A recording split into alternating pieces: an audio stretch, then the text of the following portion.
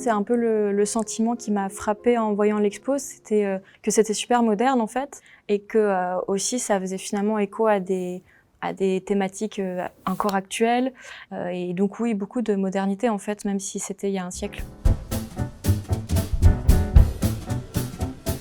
Claude Cahun, j'ai toujours aimé ses images, puis forcément aussi tout le questionnement qu'elles induisent, son propos sur le genre, sur la non-binarité. Et je pense que c'est assez essentiel, même pour des personnes aujourd'hui qui sont non-binaires ou qui se posent des questions sur le genre, de voir que déjà à cette époque-là, c'était quelque chose d'actuel et dont des artistes pouvaient s'emparer pour raconter leur propre récit. Et ce que j'aime bien, c'est ces images, elles poussent un peu le spectateur et la spectatrice dans une forme de retranchement. À la fois, il y a quelque chose d'assez classique et en même temps quelque chose d'inattendu.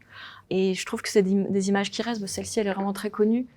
On peut se raconter plein d'histoires avec cette image et elle pourrait même, encore une fois, être actuelle. Je trouve qu'il y a un certain regard féminin, déjà parce qu'elle raconte des expériences féminines, aussi parce que parfois aussi elle pose un regard qui n'a pas de désir sur les femmes ou sur elle-même, et du coup ça permet justement de voir représenter des types de corps ou même des postures qu'on n'a pas l'habitude de voir aussi dans l'histoire de l'art. Assez tôt dans mon travail, j'avais perçu finalement ce regard un peu omniprésent et désirant sur les femmes, comme s'il y avait finalement que quelque chose d'assez étroit pour représenter les femmes, une forme de monoreprésentation, toujours liée à du désir, à finalement une forme de domination. Et très tôt dans mon travail, j'ai voulu un peu inconsciemment me séparer de ça, en tout cas vouloir montrer des femmes autrement. Et je pense que ça a aussi tout le sens de l'exposition, c'est justement, ce qui est fort, c'est de voir de manière rétrospective et aussi de voir comment les femmes se voyaient en tant que femmes à cette époque-là, et encore une fois, comment ces thématiques restent intemporelles.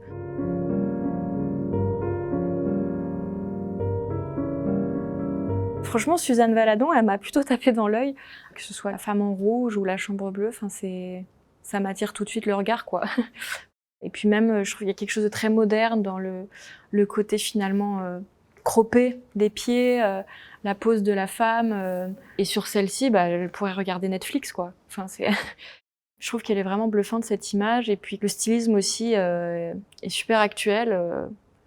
Enfin, je veux dire, on pourrait croiser des femmes comme ça dans la rue tous les jours, et j'aime aussi le fait qu'elle soit pas là pour nous.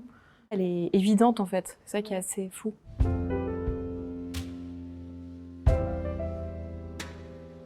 J'aime beaucoup la composition, les formes, ce côté très vivant, des volumes qui ressortent. Et puis elle n'est pas là pour nous non plus, elle est dans son moment à elle, et elle existe juste telle qu'elle est, avec toute son histoire et toute sa vie là sur elle. Et je sais pas, je trouve ça touchant en tout cas, et très beau même dans la composition du corps. Enfin, je pourrais avoir envie de faire une photo d'une femme positionnée comme ça.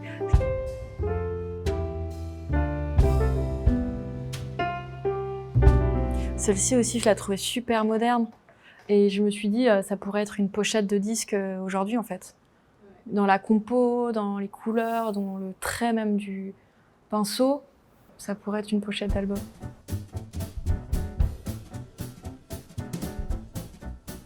C'est assez soufflant finalement de constater que les femmes ont toujours été là. Donc ça veut dire qu'on a mis sous silence en fait la moitié de l'humanité parce que femmes. Et c'est vrai que ça m'a assez marqué dans l'exposition de me rendre compte finalement que je connaissais quasi personne, qu'elles n'avaient pas non plus la renommée qu'elles auraient pu mériter. C'est grâce à ces femmes-là que moi maintenant je peux aussi avoir une forme de visibilité. Et c'est assez bizarre de voir qu'on commence seulement à visibiliser l'invisibilisation. Et j'espère juste que ce ne sera pas passager.